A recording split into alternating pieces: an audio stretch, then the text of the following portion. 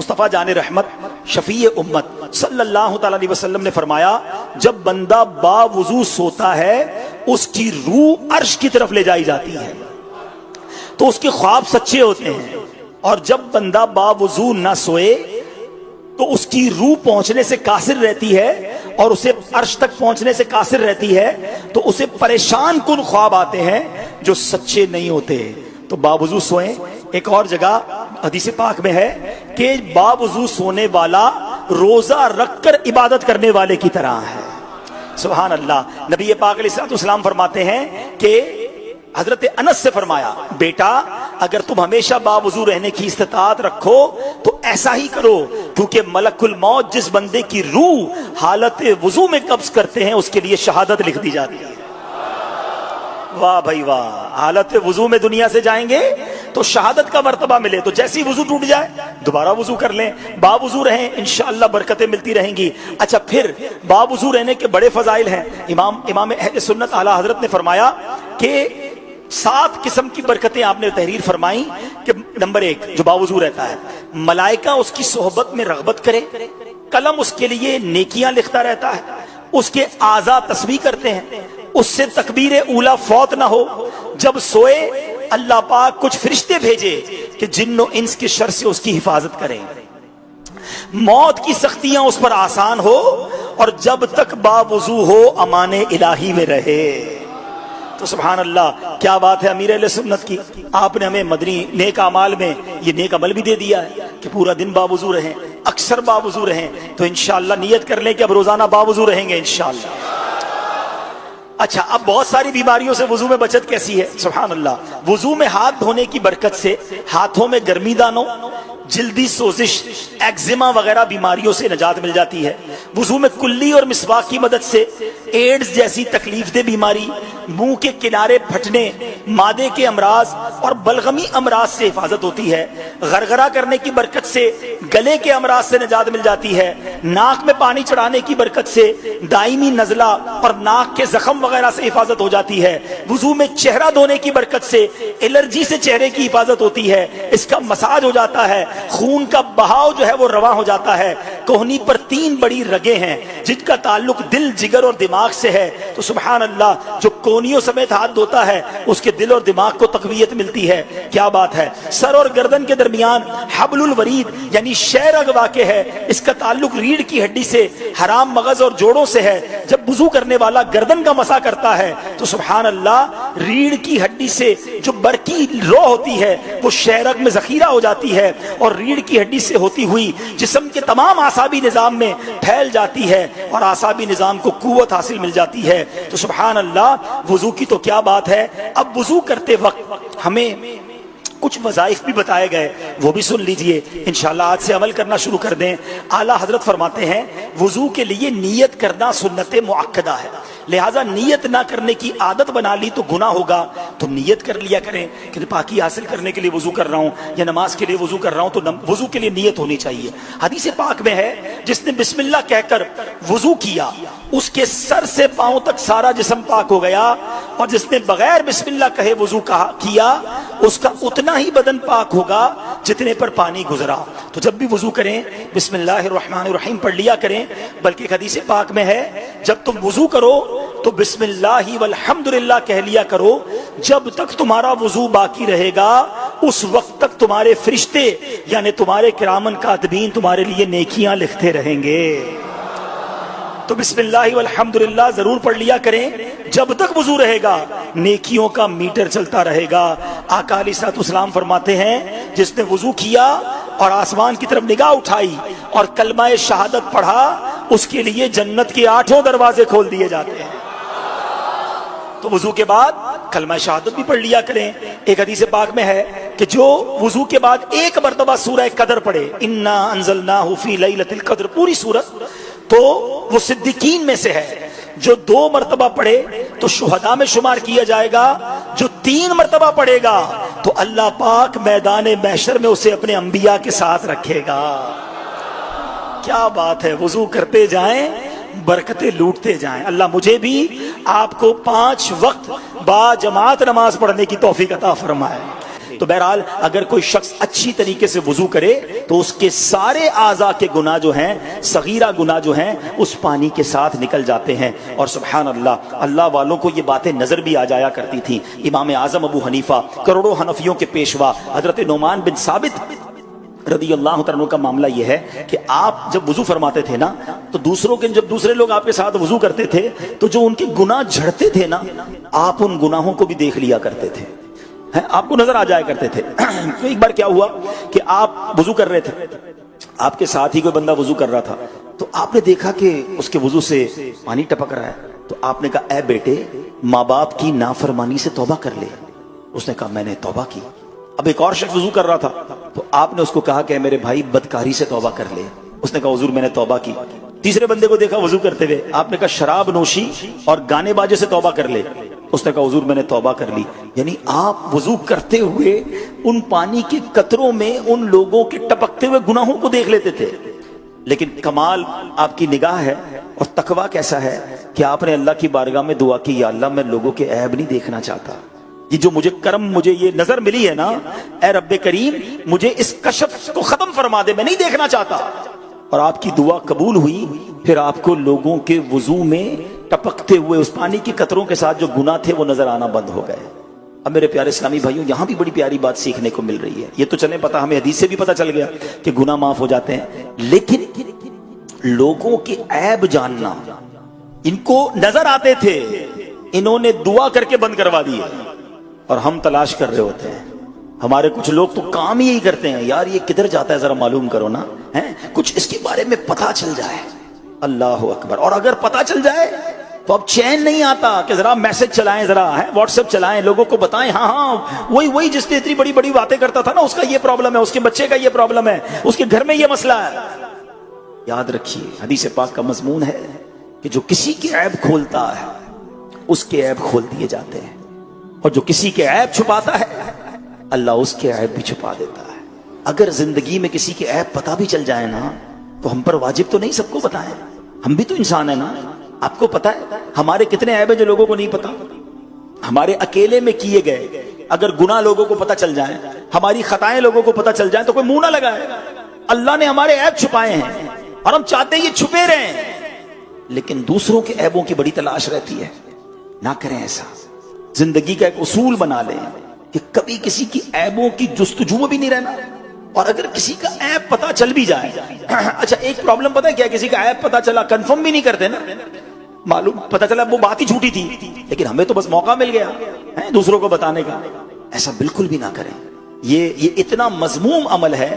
اللہ ستار ہے، وہ عیبوں کو چھپانے والی ذات ہے، تو ہمیں بھی اس کے ہم بندے ہیں نا، ہمیں بھی عیبوں کو چھپانا ہے۔ اور یاد رکھیے اگر کوئی کسی کو ذلیل کرنے کی کوشش کرتا ہے، جب اس کے عیب کھلتے ہیں نا تو وہ دنیا میں کسی کو منہ دکھانے والا نہیں بنتا۔ اچھا پھر ایک اور پرابلم پتہ ہے کیا ہے؟ کوئی شخص بیچارہ گناہ کرتا تھا، غلط کام کرتا تھا، توبہ کر لی، اس نے وہ کام چھوڑ دیا، اب بھی اس کو وہ کام یاد دلایا جاتا ہے، تم تو پہلے یہ کرتے تھے نا۔ اللہ اکبر۔ روایتوں میں آتا ہے جو کسی کو پچھلے کاموں پر، پچھلے گناہوں پر آر دلائے گا، ڈر ہے کہ یہ خود اس گناہ میں مبتلا ہو جائے گا۔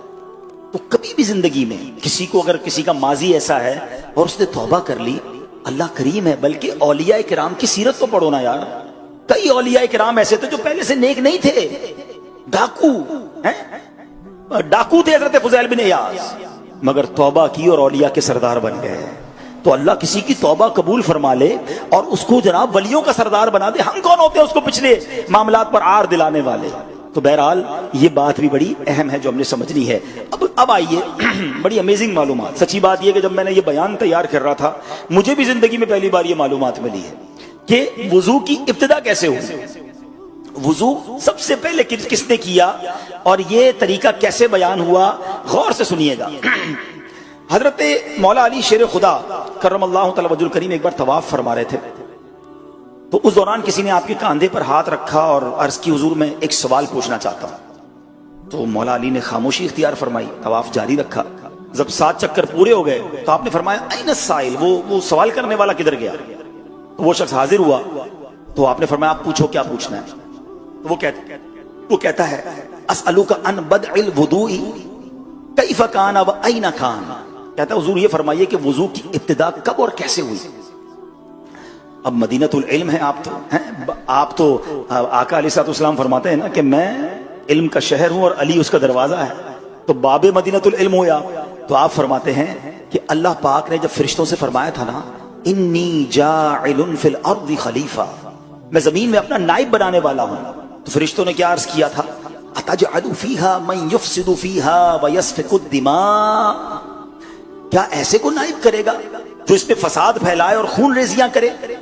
فرشتوں نے یہ بات بطور اعتراض نہیں کہی تھی، وہ حکمت جاننا چاہتے تھے کہ عرض کر رہے تھے مولا ہم تیری پاکی بولتے ہیں، تیری عبادت کرتے ہیں، تیری حمد و ثنا کرتے ہیں، ہم میں کسی کو خلیفہ بنا دے، انسان کو خلیفہ بنانے کی کیا حکمت ہے؟ تو اللہ نے کیا فرمایا تھا؟ انی اعلم ما لا تعلمون، مجھے معلوم ہے جو تم نہیں جانتے. اب رب کائنات کا جب یہ فرمان ہوا نا تو فرشتوں کو خوف ہوا کہ ہم نے اللہ پاک کی بارگاہ میں لگتا ہے بڑی جرت کر لی ہے، اور اسی خوف سے وہ اللہ تعالیٰ کے عرش کا طواف کرنے لگے. اس پر اللہ پاک نے ارشاد فرمایا کہ اے فرشتوں کیا تم میری مغفرت اور رضا چاہتے ہو؟ عرض کی جی ہاں مولا، ہم تیری مغفرت سے بڑھ کر کیا چیز ہے ہمارے لیے، سب سے بڑی خوشی ہے ہماری. اس پر اللہ پاک نے ارشاد فرمایا عرش کے نیچے ایک نہر ہے جسے نہر الحیوان کہا جاتا ہے، وہاں چلے جاؤ. فرشتے وہاں پہنچ گئے. اللہ پاک نے فرمایا کہ پونچھوں تک ہاتھ دھو لو، تو فرشتوں نے ہاتھ دھو لیے. اللہ پاک نے فرمایا تمد مدو ثلاثن، 3 بار کلی کرو، تو فرشتوں نے 3 بار کلی کی.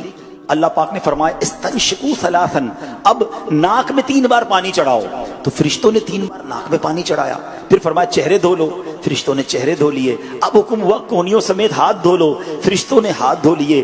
اللہ اکبر. پھر حکم ہوا سر کا مسا کرو، فرشتوں نے سر کا مسا بھی کیا. آخر میں حکم ہوا اپنے پاؤں دھو لو، فرشتوں نے پاؤں بھی دھو لیے. اچھا سبحان اللہ، ایک بڑا ریلیونٹ سوال ہے، کیا فرشتوں کے بھی ہاتھ پیر ہیں؟ کیا فرشتوں کی بھی ناک ہے؟ وہ بھی کلی کر سکتے ہیں؟ ان کے سر پہ مسا کیسے ہو سکتا ہے؟ سبحان اللہ. علماء نے بڑا پیارا جواب دیا کہ یہ سب اعضاء فرشتوں کے ہیں، مگر کیسے ہیں یہ اللہ پاک بہتر جانتا ہے. اچھا اب جیسے حکم ہوا ایسا سب کو کر لیا. اب فرشتوں کو اللہ پاک نے فرمایا یوں کہو سبحانک اللہم وبحمدک اشہد ان لا الہ الا انت استغفرک واتوب الیک. فرشتوں نے یہ بھی کر لیا. اب فرشتوں نے جب یہ کر لیا تو اللہ پاک نے فرمایا اے میرے فرشتوں، جو بھی صاحب ایمان یہ کرے گا جیسے تم نے کیا ہے، میں اسے اپنی مغفرت اور رضا سے نواز دوں گا. جب وہ ہاتھ دھوئے تو اس کے ہاتھوں کے کلی کرے تو منہ کے اندر کے، ناک میں پانی ڈالے تو ناک کے، چہرہ دھوئے تو چہرے کے، پاؤں دھوئے تو پاؤں کے گناہ جڑ جاتے ہیں اگرچہ زمین سے آسمان تک کیوں نہ ہو. جب وہ سر کا مسا کرتا ہے تو میری رحمت اس کو ڈھانپ لیتی ہے. فرشتوں نے عرض کیا مولا کیا یہ ساری برکتیں، ساری رحمتیں صرف ہمارے لیے ہی خاص ہیں؟ فرمایا یہ تمہارے لیے بھی ہیں، اور جسے میں خلیفہ بناؤں گا یعنی حضرت آدم علیہ السلام، ان کی اولاد کے لیے بھی یہی فضیلت ہے. ہائے ہائے سبحان اللہ. گویا فرشتوں نے سب سے پہلے وضو کیا، اللہ کی طرف سے گویا انہیں وضو کا طریقہ بتایا گیا، اور اس کے بعد یہ نعمتیں ہمیں بھی نصیب ہو گئیں کہ جب جب وضو کریں گے گناہ جو ہے وہ معاف ہو جائیں گے. اچھا پھر ہمیں تو اور آسانی بھی دے دی گئی نا، کبھی وضو کرنے جائیں، سفر پر ہیں، پانی نہیں ہے، اب وضو کیسے کریں؟ تو سبحان اللہ تیمم کی اجازت ملی. اچھا یہ کیسے اجازت ملی؟ یہ بھی ایک کمال کا واقعہ ہے. بخاری اور مسلم کی روایت ہے، ایک مرتبہ پیارے آقا مکی مدنی مصطفیٰ صلی اللہ تعالی علیہ وسلم صحابہ کرام سمیت سفر پر تھے. مسلمانوں کی پیاری امی جان حضرت عائشہ صدیقہ رضی اللہ تعالیٰ عنہ بھی شریک سفر تھی. راستے میں کسی جگہ بی بی عائشہ صدیقہ ہماری امی حضور طیبہ طاہرہ رضی اللہ تعالیٰ عنہ کے گلے کا ہار کہیں گم ہو گیا. چنانچہ ہار کی تلاش میں قافلہ رک گیا. اب رات ہو گئی، اندھیرا چا گیا، تو حکم یہ ہوا کہ اب رات یہیں بسر کر لی جائے. اب رات وہیں بسر ہو گئی. اب نماز کا وقت آیا فجر میں، تو سارا قافلہ بھی ہے اور پانی بھی نہیں ہے. اچھا اس وقت تک تیمم کی اجازت نہیں ملی تھی. اب بغیر پانی وضو کا وقت، اب نماز کا وقت جا رہا ہے، پانی نہیں ہے. تو اب سبحان اللہ پارہ نمبر 6 سورہ مائدہ کی آیت نمبر 6 نازل ہوئی. اس کا ترجمہ کیا ہے؟ اللہ فرماتا ہے اے ایمان والو، جب نماز کو کھڑے ہونا چاہو تو اپنا منہ دھو اور کوہنیوں تک ہاتھ اور سروں کا مسا کرو اور گٹوں تک پاؤں دھو، اور اگر تمہیں نہانے کی حاجت ہو تو خوب ستھرے ہو لو، اور اگر تم بیمار ہو یا سفر میں ہو یا تم میں کوئی قضائے حاجت سے آیا یا تم نے عورتوں سے صحبت کی اور ان صورتوں میں پانی نہ پایا تو پاک مٹی سے تیمم کرو، تو اپنے منہ اور ہاتھوں کا اس سے مسا کرو۔ اللہ نہیں چاہتا کہ تم پر کچھ تنگی رکھے، ہاں یہ چاہتا ہے کہ تمہیں خوب ستھرا کر دے اور اپنی نعمت تم پر پوری کر دے کہ کہیں تم احسان مانو۔ سبحان اللہ، یہ آیت نازل ہوئی اور مسلمانوں کو مٹی سے یا زمین کی جنس سے تیمم کرنے کی اجازت مل گئی۔ صحابہ کرام نے بڑا خوب فرمایا، کہتے ما ہیا بأولی برکتکم یا آل ابی بکر، کہا اے آل ابو بکر، یعنی اے اولاد ابو بکر رضی اللہ تعالیٰ عنہ، یہ تمہاری پہلی برکت نہیں ہے۔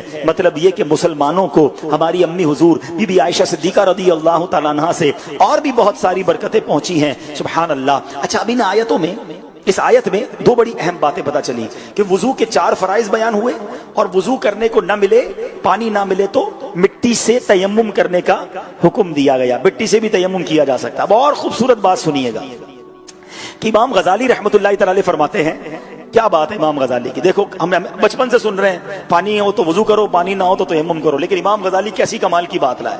آپ فرماتے ہیں کہ وضو اور غسل کے لیے اللہ کریم نے 2 چیزیں مقرر فرمائی، پانی یا مٹی۔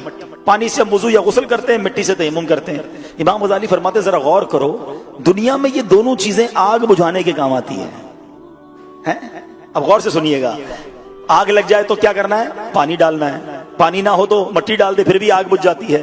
سبحان اللہ۔ تو فرماتے پانی اور مٹی دونوں ہی آگ بجھانے کا کام کرتے ہیں، لہٰذا جب مومن آدمی وضو کے لیے یا غسل کے لیے پانی استعمال کرتا ہے یا جناب مٹی استعمال کرتا ہے تو انشاءاللہ عز و جل اس سے جہنم کی آگ بجھ جائے گی۔ اچھا، اب دنیا میں آگ زیادہ ہو تو پانی بھی زیادہ چاہیے، تھوڑا سا پانی بڑی آگ کو نہیں بجھاتا، اور دنیا کی آگ سے 70 گنا زیادہ آگ ہے مضبوط، اور اتنی خطرناک آگ ہے جہنم کی۔ وضو کا پانی تو بہت تھوڑا ہے، فرمایا لیکن برکت ایسی ہے کہ بندہ وضو کرتا رہے، انشاءاللہ اس وضو کے پانی سے جہنم کی آگ اس کے لیے بجھ جائے گی انشاءاللہ۔ کیا بات ہے۔ اچھا، اب ایک اور خوبصورت بات، آج میں نے کہا نا وضو کے موضوع پر ایسی ایسی باتیں سیکھنے کو مل رہی ہیں کہ ایمان تازہ ہو رہا ہے۔ اب اس کے 4 فرض ہیں وضو کے، چلو 4 فرض دہرا بھی لیجئے، ہو سکتا ہے کچھ لوگوں کو نہ پتا ہو تو آج تھوڑی سی دہرائی بھی ہو جائے۔ وضو کے کتنے فرض ہیں؟ پہلا فرض ہے چہرہ دھونا۔ پہلا فرض کیا ہے؟ دوسرا فرض ہے دونوں ہاتھوں کا کونیوں سمیت دھونا، یہ کونیوں سمیت دونوں ہاتھ دھونا۔ دوسرا فرض کیا ہے؟ پہلا فرض کیا ہے؟ چہرہ دھونا۔ دوسرا فرض کیا ہے؟ کونیوں سمیت دونوں ہاتھ دھونا۔ تیسرا فرض ہے چوتھائی سر کا مسح کرنا، اور چوتھا فرض ہے ٹخنوں سمیت پاؤں دھونا۔ یہ 4 فرض یاد رکھیں۔ بعض اوقات اس کا فائدہ پتہ کیا ہوتا ہے؟ آپ صبح اٹھے، فجر کا وقت کم ہے، ٹھیک ہے، یا ٹرین میں جا رہے ہیں، کبھی بعض اوقات سفر میں ہوتے ہیں، بہت تھوڑی دیر ملتی ہے نماز وضو کرنے اور نماز پڑھنے کے لیے۔ اب ہم کلی بھی کر رہے ہیں، مسواک بھی کر رہے ہیں، ناک میں پانی بھی چڑھا رہے ہیں، فجر کا ٹائم ہی ختم ہو گیا۔ نہیں، ٹائم تھوڑا ہے، 4 فرض پر عمل کریں، نماز ادا کر لیں تاکہ آپ کی نماز پوری ہو جائے۔ تو بہرحال 4 فرض یاد ہو گئے۔ اب آئیے، کیا خوبصورت بات امام غزالی فرماتے ہیں کہ روزے قیامت عذاب بھی 4 ہی ہیں۔ چہرہ سیاہ ہو جائے گا، اللہ قرآن میں فرماتا ہے یوم تبیض وجوہ وتسود وجوہ، فرمایا جس دن کچھ منہ اجالے چمکتے ہوں گے اور کچھ منہ کالے ہو جائیں گے۔ دوسرا، اعمال نامہ الٹے ہاتھ میں دیا جائے گا، اللہ قرآن میں فرماتا ہے وَأَمَّا مَنْ أُوتِيَ كِتَابَهُ بِشِمَالِهِ فَيَقُولُ يَا لَيْتَنِي لَمْ أُوتَ كِتَابِيَهْ، اور وہ جو اپنے نامہ اعمال بائیں ہاتھ میں دیا جائے گا کہے گا ہائے کسی طرح مجھے اپنا نوشتہ یعنی نامہ اعمال نہ دیا جاتا۔ اور تیسرا اور چوتھا عذاب کیا فرمایا؟ سر اور پاؤں سے پکڑ کر جہنم میں ڈال دیا جائے گا۔ سورہ رحمان میں اللہ نے فرمایا یعرف المجرمون بسیماہم فیؤخذوا بالنواسی والاقدام، قرآن کہتا ہے مجرم اپنے چہرے سے پہچانے جائیں گے تو ماتھا اور پاؤں پکڑ کر جہنم میں ڈالے جائیں گے۔ گویا اللہ پاک فرماتا ہے اے میرے بندو وضو میں چہرہ دھویا کرو تاکہ روز قیامت تمہارے چہرے سیاہ نہ پڑ جائیں بلکہ تمہارے چہرے چمکا دیے جائیں۔ اپنے ہاتھ دھویا کرو تاکہ روز قیامت تمہیں نامہ اعمال الٹے ہاتھ میں نہ دیا جائے، تمہارا نامہ اعمال تمہیں سیدھے ہاتھ میں دیا جائے۔ اپنے سر کا بسا کیا کرو تاکہ تمہیں پیشانی سے پکڑ کر جہنم میں ڈالا نہ جائے بلکہ تمہارے سر پر جو ہے وہ جنتی تاج سجا دیا جائے۔ اے میرے بندو پاؤں دھویا کرو تاکہ تمہارے پاؤں میں جہنم کی بیڑیاں نہ پڑیں، نہ پل صراط پر تمہارے قدم ڈگمگائیں بلکہ تم آرام سے پل صراط پار کر کے جنت میں داخل ہو جاؤ۔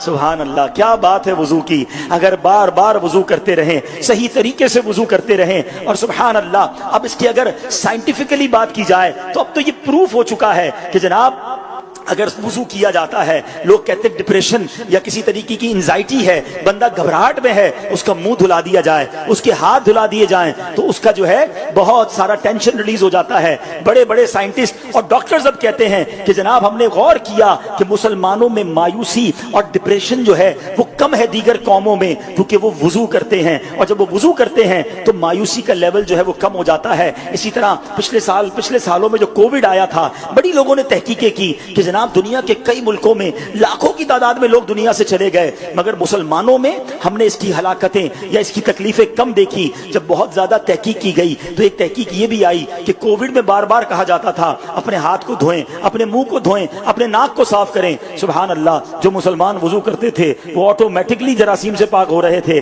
اللہ نے ان کو بہت ساری مصیبتوں اور بلاؤں سے بچایا. تو سبحان اللہ، اگر ہم سائنٹیفکلی بھی دیکھیں تو وضو کے بہت سارے معاملات ہیں. بلکہ اگر میں آپ سے پوچھتا ہوں، ہمارے ساتھ کئی بار ایسا ہوا ہوگا کہ بڑی ٹینشن، بڑی فکر، بڑی تھکاوٹ، مگر جیسے ہی وضو کرتے ہیں نماز سے پہلے تو کتنے فریش ہو جاتے ہیں، کتنا جناب ایسا لگتا ہے کوئی بہت بڑا بوجھ جو ہے وہ سر سے اتر گیا ہے. تو اب میں بات کرنا چاہوں گا میرے ان اسلامی بھائیوں سے جو 15 دن پہلے تو روزانہ وضو کر رہے تھے، جو 15 دن پہلے تو ساری نمازیں پڑھ رہے تھے. ارے ابھی 15 دن ہی تو ہوئے ہیں، کہاں چلے گئے ہو؟ کیوں مسجدیں خالی ہو گئی؟ کیوں جناب وضو خانے پہ وہ نمازی وضو کرتے نظر نہیں آ رہے؟ اللہ اکبر، ایسا نہ کریں میرے پیارے اسلامی بھائی. ہم صرف رمضان کے لیے نمازی نہ تھے، ہم صرف رمضان کے لیے رب کے فرما بردار نہ تھے. ارے رمضان میں تو ہماری پریکٹس کروائی گئی شیطان کو بند کر کے کہ آؤ ذرا مقابلے کی تیاری کر لو. وہ کہتے ہیں نا نیٹ پریکٹس ہوتی ہے پھر بڑا مقابلہ ہوتا ہے. شیطان کو بند کر کے 1 مہینہ پریکٹس کروائی گئی کہ تگڑے ہو جاؤ نا. قرآن کہتا ہے کہ ایمان والو ہم نے تم پر روزے فرض کیے جیسا کہ پچھلی قوموں پر فرض کیے، لعلکم تتقون، تاکہ تقوی اختیار کرو. ہمیں تو تقوی کی پریکٹس کروائی گئی تھی، مگر یہ کیا ہوا کہ جیسے ہی چاند نظر آیا، وہ ایک سوشل میڈیا پر بڑی پوسٹ وائرل ہوئی تھی نا کہ ہم بھی عجیب لوگ ہیں، ایک چاند دیکھ کر مسجد آباد کر دیتے ہیں اور اگلا چاند دیکھ کر مسجد ویران کر دیتے ہیں. ایسا نہ کریں. یہ ہے وضو. مبارک ہو انہیں جو اتنا بار بار نماز پڑھتے ہیں، وضو کرتے ہیں. کتنی برکتیں ہیں. جسم کا میل، جراثیم تو دور ہو ہی رہے ہیں، اللہ کی رحمت سے گناہ بھی دھل رہے ہیں. نہ جاؤ مسجدوں سے دور، آ جاؤ. اگر کسی کا تعلق ٹوٹ گیا ہے، کوئی نمازوں میں سستی اختیار کر گیا ہے، کوئی رمضان کے بعد مسجدوں سے دور چلا گیا ہے، ایسا نہ کرو میرے پیارے اسلامی بھائیوں اور اسلامی بہنوں. خدارا پھر سے ایک بار اپنا تعلق جوڑ لیں اور شیطان کو یہ جواب دیں کہ ہم رمضان میں بھی اللہ کے بندے، ہم رمضان کے بعد بھی اللہ کے بندے ہیں. ہم نے رمضان میں بھی نمازیں پڑھی ہیں اور انشاءاللہ اب سارا سال نمازیں پڑھیں گے انشاءاللہ. سب مل کر جس کی نیت بنتی ہے وہ نیت کریں کہ آج کے بعد ہماری کوئی نماز قضا نہیں ہوگی انشاءاللہ. اور وضو بھی دیکھیں باقاعدہ پورا عمل ہے. میرا بیان چونکہ مختصر وقت ہوتا ہے، ورنہ وضو کا ایک پورا پریکٹیکل ہے، پورا طریقہ ہے. بہت سارے اسلام بھائی بچپن سے وضو کر رہے ہیں، ان سے پوچھو وضو کرنا کدھر سیکھا؟ وضو خانے پہ سیکھا. کیسے سیکھا؟ برابر والوں کو کرتے دیکھا، ہم بھی ویسے ہی کر رہے ہیں. آج تک کئی لوگ چومتے ہیں وضو میں، پتہ نہیں کیسے کب چومتے ہیں، کیوں چومتے ہیں. کسی کو چومتے دیکھا ہوگا تو وہ بھی انگوٹھے چوم رہے ہوتے ہیں وضو میں. تو وضو میں تو یہ نہیں ہے، تو وضو بھی سیکھنا پڑے گا، کیونکہ وضو کے 4 فرائض ہیں. جس کے فرض پورے نہیں ہوں گے تو نماز ہی نہیں ہوگی. پتہ چلا وضو بھی کر رہے ہیں، نمازیں بھی پڑھ رہے ہیں، قبول ہی نہیں ہو رہی. بے وضو تو قرآن پڑھنا، قرآن کو ہاتھ لگانا ہے، قرآن کو چھونا منع ہے، حرام ہے. پتہ چلا قرآن کی تلاوت کر رہے ہیں، قرآن کھول کر اور بے وضو ہے، وضو ٹھیک نہیں ہے. تو وضو سیکھنا پڑے گا. تو چاہے وضو ہو، چاہے نماز ہو، چاہے غسل ہو، ان تمام چیزوں کو ماشاءاللہ میں دوبارہ جیسے میں نے سنتوں کی بات کی نا، میں نہیں سمجھتا دنیا میں جو نظام دعوت اسلامی کے پاس وضو، غسل، نماز جنازہ اس طرح کی چیزوں کو سکھانے کا ہے، اس سے پہلے تو کبھی سنا بھی نہیں تھا. کمال ہے دعوت اسلامی کا. تو خدارا دعوت اسلامی کے مدنی قافلوں میں سفر کریں، دعوت اسلامی کے ہفتہ وار اجتماع میں آیا کریں. اس کے بعد جو مدرسۃ المدینہ بالغان ہے اس میں شرکت کریں. تو انشاءاللہ یہ بیسکس جو ہیں یہ آپ سیکھتے چلے جائیں گے. بہت سارے لوگ ہمیں ملے جب وہ مدنی قافلوں میں گئے، انہوں نے جا کر کہا کہ 50 سال سے نماز پڑھ رہے ہیں، پہلی بار وضو کا طریقہ پتہ چلا ہے، پہلی بار نماز کے فرائض پتہ چلے ہیں، شرمندہ بھی ہوئے. تو تو آج آپ اگر اب تک نہیں گئے مدنی قافلوں میں یا وضو کے فرائض شرائط اور واجبات نہیں سیکھے تو برائے کرم آپ اس پر دعوت اسلامی کے مدنی ماحول میں جو یہ ہمارے مدنی قافلے ہیں، ہفتہ وار اجتماعات ہیں، مدرسۃ المدینہ بالغان ہیں، اس میں ضرور شامل ہوں تاکہ یہ تمام باتیں ہم سیکھ سکیں۔ اب آخر میں، آج تھوڑا سا گلا ساتھ نہیں دے رہا، آخر میں چونکہ میں نے کہا تھا کہ ہم سید الشہداء سیدنا حمزہ رضی اللہ عنہ کا ذکر خیر کریں گے۔ کیا بات ہے ان کی، میرے آقا علیہ الصلوۃ والسلام ان سے کتنی محبت فرماتے۔ میرے آقا کے یہ چہیتے چچا، اور غزوہ احد میں 700 کے قریب مسلمان شریک ہوئے۔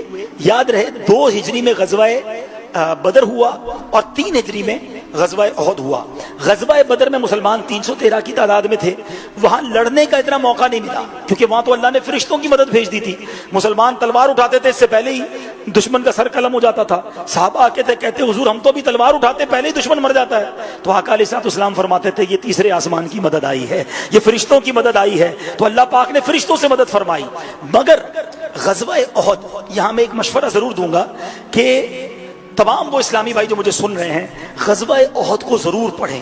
سیرت مصطفیٰ میں سے یہ اسلامی تاریخ کا وہ واقعہ ہے جس میں جتنی قربانی کی داستانیں رقم ہوئی ہیں وہ کسی اور غزوے میں نہیں ہوئی۔ صحابہ کرام نے دیوانہ ہوا نبی پاک پر اپنی جانیں قربان کی، آ کر نچھاور ہوئے، پیارے آقا کے آگے ڈھال بن گئے۔ خدا کی قسم اتنے واقعات ہیں، بندہ پڑھتا جائے ایمان تازہ ہو جاتا ہے۔ یہ وہی غزوہ ہے کہ جب حضرت سعد بن ابی وقاص رضی اللہ عنہ تیر چلا رہے تھے تو نبی پاک آپ کے پیچھے کھڑے تھے۔ حضرت سعد کہتے حضور تھوڑا سا سر نیچے کر لیں کہیں کوئی تیر آپ کو نہ لگ جائے، اپنا چہرہ اپنا سینہ آگے رکھتے۔ اللہ اکبر، نبی پاک حضرت سعد کے تیر چلانے کو کتنا پسند فرماتے کہ آپ تیر پکڑاتے جاتے اور فرماتے اے سعد تیر چلاؤ میرے ماں باپ تجھ پر قربان۔